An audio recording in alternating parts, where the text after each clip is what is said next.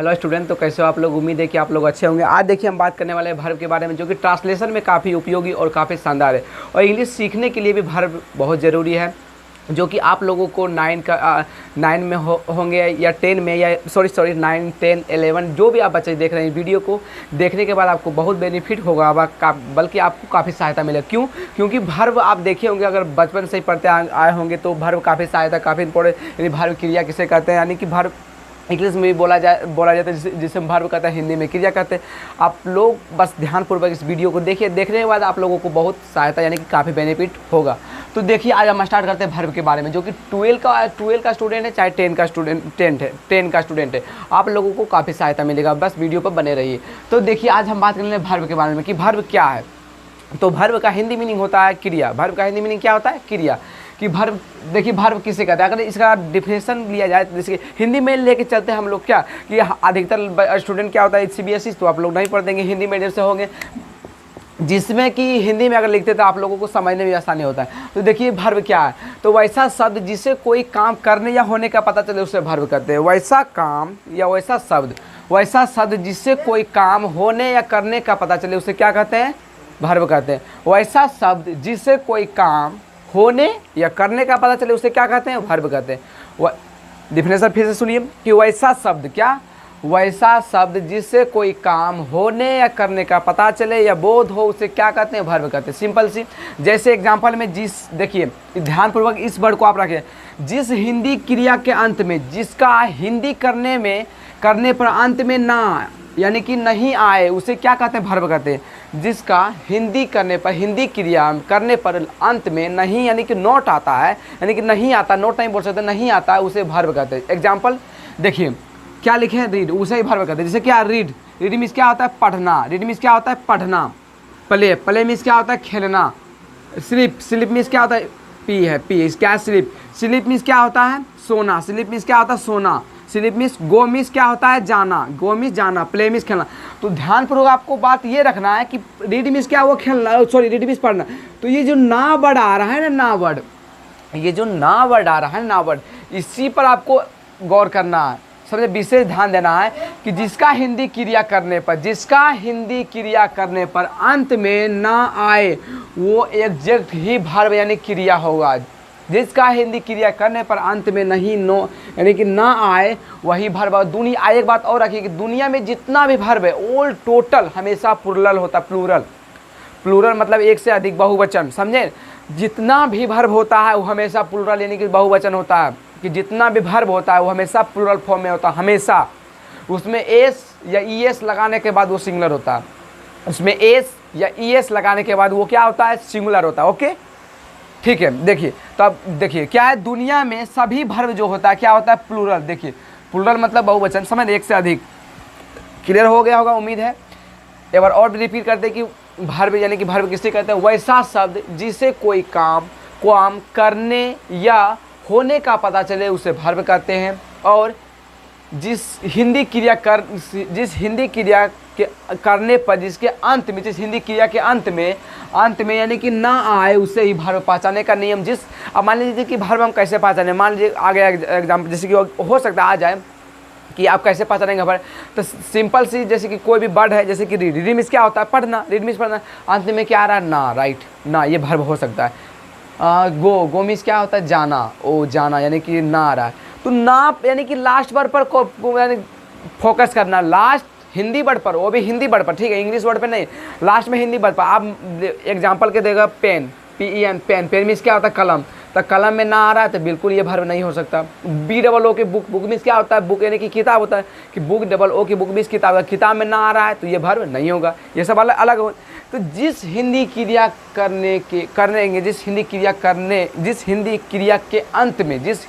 के अंत में ना आए उसे ही वर्ब कहा जाता है, उसे ही कहते हैं। और दुनिया में जितना भी वर्ब है वो प्लूरल फॉर्म में पाया जाता है। जितना भी दुनिया में जो वर्ब है वो हमेशा प्लूरल फॉर्म में पाया जाता है। ध्यानपूर्वक रखिए।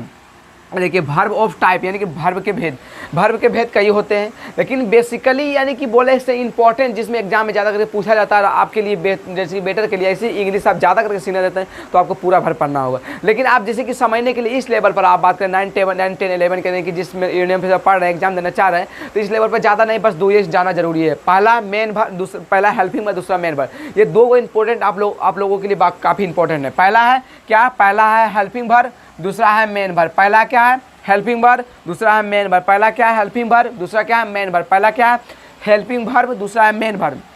हेल्पिंग भर देखिए किसे कहते हैं, हेल्पिंग भर जो है ना मेन भर्ब को मदद करता है। हेल्पिंग भर्ब उसे कहते हैं जो कि मेन भर्ब होता है उसे मदद करता है, उसे हेल्पिंग भर्ब कहते हैं, जो मेन भर्ब का मदद करता है। हेल्पिंग भर्ब कोई भी जैसे कि वाक्य बनाता है उसका इंट्रोगेटिव यानी कि आगे होता है, जो हेल्पिंग भर्ब होता है, ठीक है, हेल्पिंग भर्ब जो होता है आगे।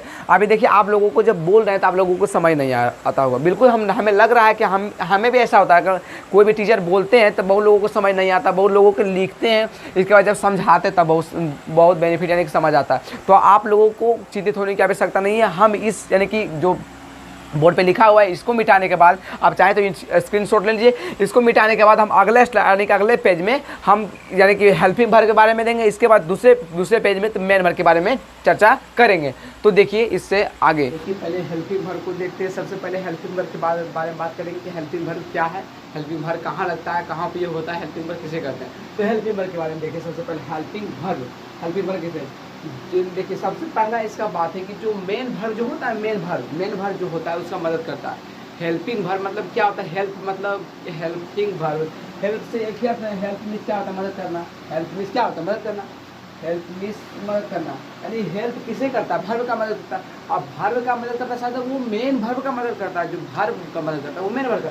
तो यही बोल रहा है कि जो मेन भर का जो मदद करता है, मेन भर का जो मदद करता है ना उसे हेल्पिंग भर्व कहते हैं। जो मेन भर्व का मदद करता है उसे हेल्पिंग भर्व कहते हैं, ठीक है। पहला नंबर में समझ में आ गया कि जो मेन भर्व का मदद करता है उसे हेल्पिंग भर्व कहते हैं, जो मेन भर्व का क्या करता है, मदद करता है उसे क्या कहते हैं, हेल्पिंग भर्व कहते हैं। दूसरा नंबर में नोट में देखिए क्या बोला है कि देखिए नोट के पहले आने वाले भर्व को हेल्पिंग भर्व कहते हैं। नोट के जो पहले आ जाता है, नोट के जो पहले उसे हेल्पिंग भर्व कहते हैं। तो अब लेसन आप बनाए होंगे तो आपको समझ में आया होगा, नहीं तो हम अभी जस्ट यानी कि कुछ समय अभी बात करेंगे एग्जाम्पल के तौर पर, तब आप लोगों को समझ में आएगा कि ये क्या बोल रहा है। देखिए आपको समझ आ जाएगा, प्रयास करेंगे समझाने का कि देखिए नोट के जो पहले आता है यानी नोट लगा उससे पहले जो आना था उसे आने वाले भर्व को हेल्पिंग भर्व कहते हैं। हेल्पिंग भर्व अभी तुरंत अभी बताते हैं कि हेल्पिंग भर्व कौन है। अभी देखिए और पहले एक नंबर बात दूसरा बता दें, नोट के पहले आता पहला मेरे भर्व को मदद करता है। तीसरा नंबर क्या बोला कि इंट्रोगेटिव सेंटेंस को शुरू करने वाला जो भर्व होता है उसे हेल्पिंग भर्व कहते हैं। देखिए एग्जाम्पल देखिए क्या है, देखिए I am reading a student, sorry I am reading English, तो हेल्पिंग भर्व ये है। अब मेन भर्व भी है, मेन भर्व है रीडिंग मीन्स क्या होता है, रीडिंग मीन्स पढ़ना ना, तो मैं पढ़ना मतलब मेन भर्व है ने, लास्ट में क्रिया तो है पढ़ना, तो इसे जो एम जो लग रहा है यही तो है हेल्पिंग भर्व, जो कि मेन भर्व को क्या कर रहा है, मदद कर रहा है। सेम देखिए यहाँ भी है, स्पोकन मीन्स क्या होता है, बोलना, लास्ट में ना आ रहा है, ये भी भर्व है, ये जो है इसका मदद कर रहा है। सेम यहाँ देखिए ये क्या है, मॉडल भर्व है। स्पोकन मीन्स बोलना ये भी ये है ना मॉडल भर्व है। देखिए मॉडल भर्व कैसे हुआ, देखिए एक ध्यान में रखिएगा कि हेल्पिंग भर्व की संख्या जो होती है ना, हेल्पिंग भर्व की जो संख्या होती है वो 24 होती है। हेल्पिंग भर्व की संख्या कितनी होती है, तो हेल्पिंग भर्व की संख्या 24 होती है। देखिए इसकी संख्या जो कितनी होती है, 24 होती है। ध्यानपूर्वक आ रखिए, जो हेल्पिंग भर्व की संख्या जो होती है कितना होती है, 24 होती है। हेल्पिंग भर्व की संख्या 24 होती है।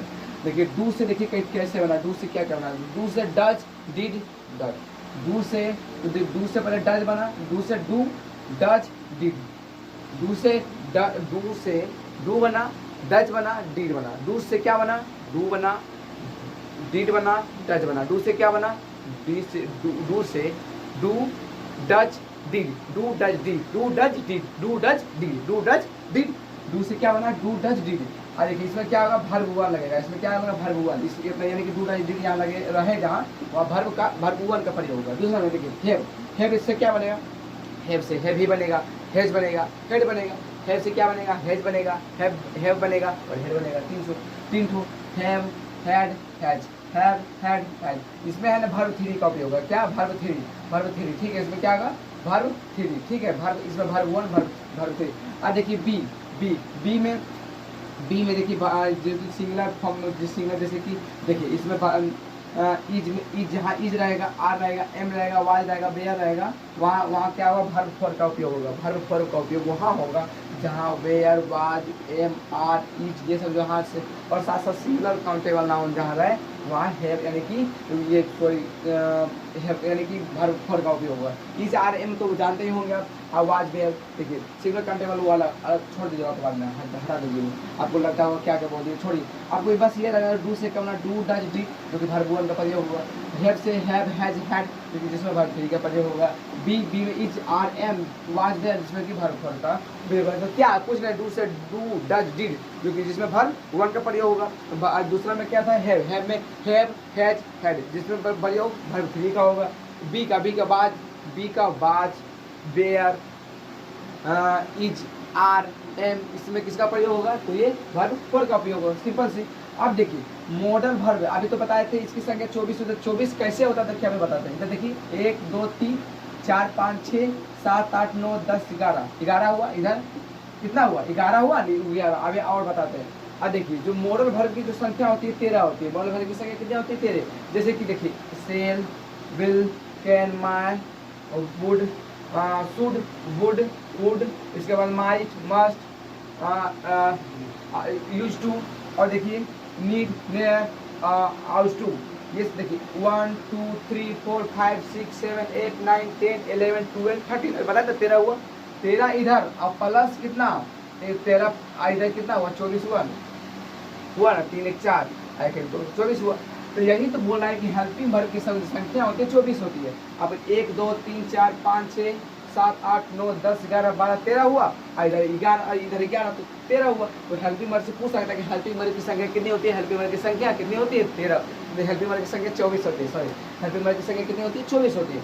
अब देखिए एग्जाम्पल पे तो बता ही दिए। देखिए इससे वही लिखा हो कि वर्ब यानी कि हेल्पिंग वर्ब की संख्या देखिए 13 हुए यानी कि मॉडल वर्ब। 11 हुआ वर्ब हुआ है ऊपर वाला 13 और प्लस 1 13 और प्लस 11 बराबर 24। ये हेल्पिंग वर्ब की संख्या होती है 24।